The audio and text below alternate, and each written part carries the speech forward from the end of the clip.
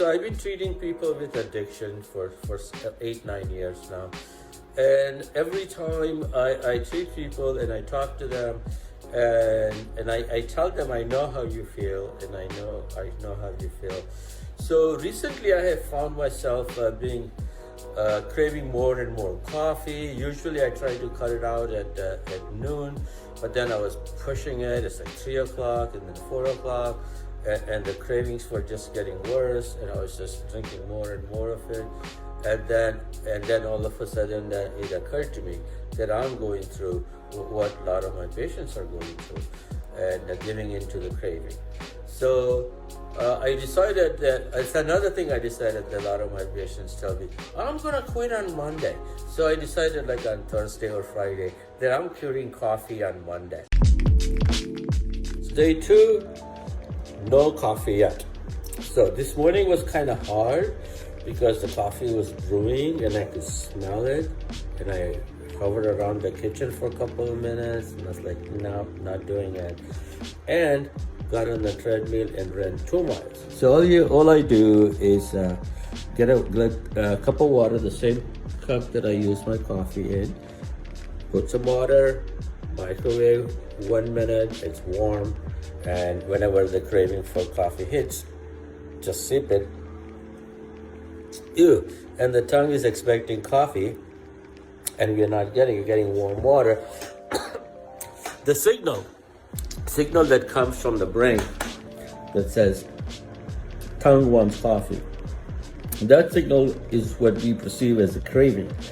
And then every time I deliver hot water and it doesn't taste like coffee, that signal subsides. So now we are going to reverse the process. So whenever the brain says, give me coffee, we give the tongue some hot water, it drinks it. It's not unpleasant, but it's not as rewarding as drinking coffee. Today the craving was very low. Withdrawal was almost zero, no headaches or anything, so it's pretty good. But I want you to know that as you look inside, that's where the growth comes. Growth does not come from the outside. Growth comes then from the inside. And that's what I'm hoping that you can learn. And that's what I'm learning. So in a way, we are like kind of learning together. I had a headache for about 3 days, day 9, day 10, and day 11. And then it kind of stopped, so there is no coffee withdrawal. What I have noticed, however, that around 2 or 3 o'clock, there is this tiredness, yawning, a lack of energy, craving for coffee hits around 3:30 or so, and feels a lack of energy and not enough motivation to do something. But it lasts about 30 to 40 minutes. I don't give into it. I stay with the process. I keep drinking the warm water whenever I need it, and the craving kind of goes away. The idea is that whenever the brain demands the stimulus, you replace it. Instead of coffee, you replace it with warm water. And the same system can be used.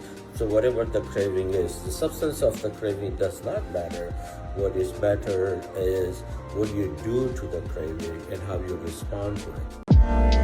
All biological system, doesn't matter, human, dogs, cats, bacteria, plants, fungus, doesn't matter. All biological systems use a single currency for energy. Everybody needs energy. Every single living cell needs energy. And the currency of that energy, it is called ATP, as in Peter. ATP. It stands for adenosine triphosphate. Before I went to medical school, I was an engineer, and I didn't quite know all this. So now all of a sudden I was so surprised when I learned that really the bacteria has the same energy currency as I do. It turns out that so do plant. So how the energy system works. The plant take the sun's energy and convert it into ATP. Then they produce glucose and they store it in the form of a food. And we eat that food and then we get to use that ATP.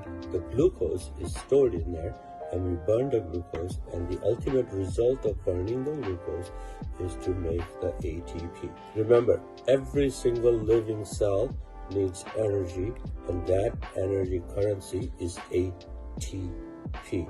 So everything that you wanna eat gets converted to ATP. Where does the original ATP come from? From burning glucose. And where does the glucose come from? From the plant. So it is ultimately the sun's energy that's converted and supports most of the life on this planet. So I had a couple of experiences that I'm dying to tell you about. One is that right around day 28 and 29, craving came back with a vengeance. And I could not understand why day 28, 29, I was doing fine, and then it got really, really bad on the day 30. And as I was pulling into the parking lot, I was like, yes, today is day 30. I should go in and make myself a coffee and have some because I've earned it. I was good for 30 days, so today is a day 30. And then it started occurring to me that perhaps the craving has come back because it's a mental process, it's a psychological craving. Since I've been telling myself that I'm only giving up coffee for 30, approaching day 30, my brain is wanting the coffee. It's like, dude, you promised on day 30, day 28, day 29, we started anticipating. Secondly, the craving only hits after I pull into the parking lot and come up. As I come up, I walk by the kitchen and the coffee maker. So from day 30 to day 35, the coffee craving was very, very strong.